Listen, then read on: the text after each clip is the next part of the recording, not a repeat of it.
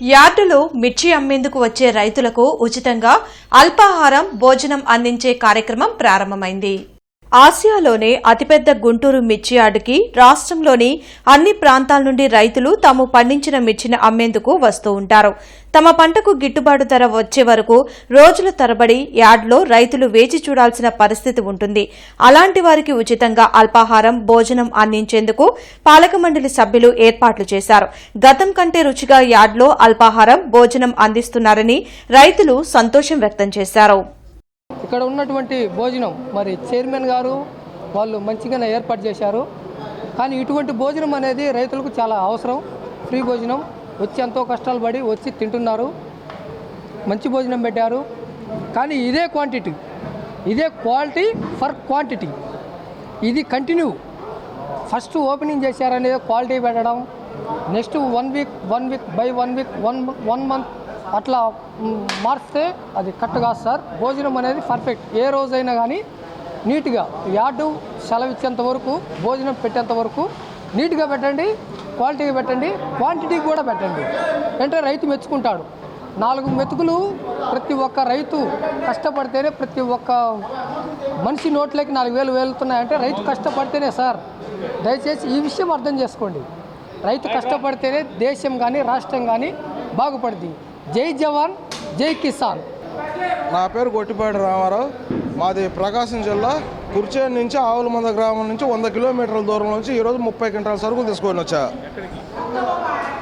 గుంటూరు మిర్చి యార్డులోకి. ఈరోజు రేటు కూడా 18,200 మంచి రేటు అమ్మింది.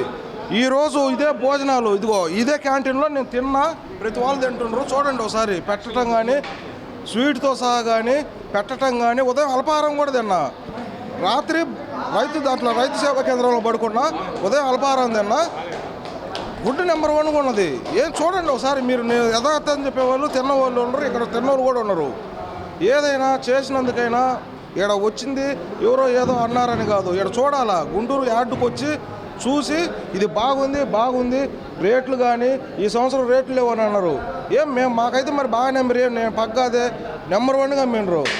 ఎవరు రేట్ అమ్మలేదని. ప్రకాశం జిల్లా అండి, చిమ్మకుర్తి మండలం, మైలవరం గ్రామం. మేము గుంటూరు మిర్చి యార్డుకి వచ్చాము. నేను సాయంత్రం వచ్చిన దాడికి ఇక్కడ పడుకోవడానికి అది సదుపాయం బాగానే చేశారు. ఉదయం టిఫిన్కి రామకృష్ణ గారు టిఫిన్కి ఏర్పాటు బాగానే చేశారు. గతం కంటే కూడా కొంచెం మెరుగుపరిచారు. మధ్యాహ్నం భోజనం బాగానే చేశారు. ఇప్పుడు ఫస్ట్ ఓపెనింగ్ కాబట్టి ఈరోజు బాగా నీట్గా ఉంది. మరి ఇదే కొనసాగిస్తే రైతులు ఆనందిస్తారని చెప్పి సంతోషిస్తాము. కంటిన్యూగా చేయగలిగితే మళ్ళీ వచ్చినా కూడా ఇక్కడికే వెళ్దామనేలాగా చేశారు. ఈరోజు మటుకు ఒక ఎగ్ తోటి మామూలుగా ఇంటి భోజనం కన్నా కూడా నీట్గానే సదుపాయం చేశాడు. శుభ్రత కానీ అంతా నీట్గా ఉంది. రైతులు కోరుకునేది ఇదేనని మేము ఆశిస్తున్నాం. సామలగూడ నుంచి 13 వస్తా. భోజనం బాగుంది సార్. బాగుంది సార్. మార్చి పనులు అన్నం అయితే బాగుంది. కర్నూలు జిల్లా 30 సంచులు బాక్స్ బాగా ఉంది. అన్నం బాగుంది. అందరూ మెస్తున్నారు. మిర్చి యార్డు మెస్ కాంట్రాక్ట్ అండి. గతంలో టెండర్ వేసాము, కైవసం చేసుకొని నిన్నటి నుంచి గత గురువారం నుంచి స్టార్ట్ అయిందండి.